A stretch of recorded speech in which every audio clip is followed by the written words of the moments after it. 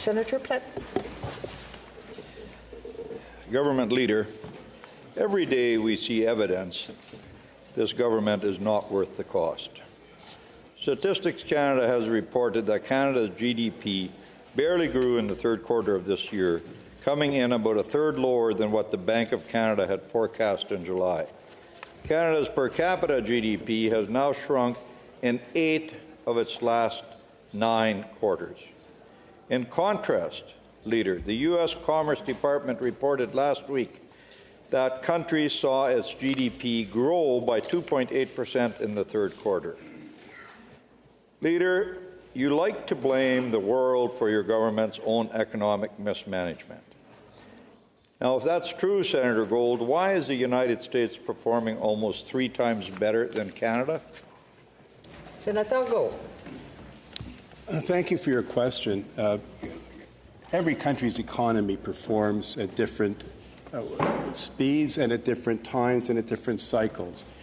Canada's economy came out of the came out of the pandemic stronger than most. Canada was one of the first countries to start to lower its interest rates. Inflation is down in Canada, and we in Canada are very dependent on other countries in our trading relationships, as some are on us.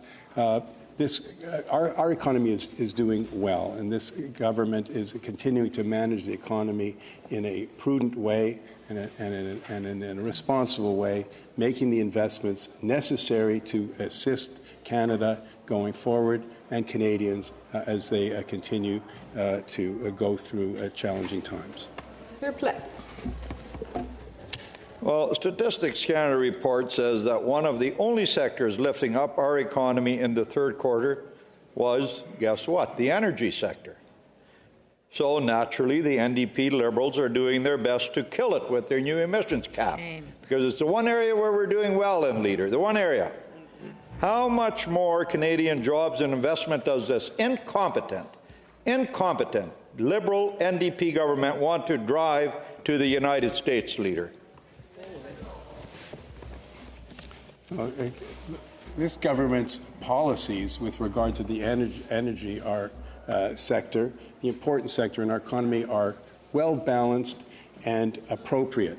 And indeed, with regard to the caps on emissions, this government's position is that all emitters need to pay their fair share. It's an important point to underline. This is not a cap on production, but on pollution that ensures that Canada, for the benefit of our children and grandchildren, can live in a cleaner and more sustainable environment.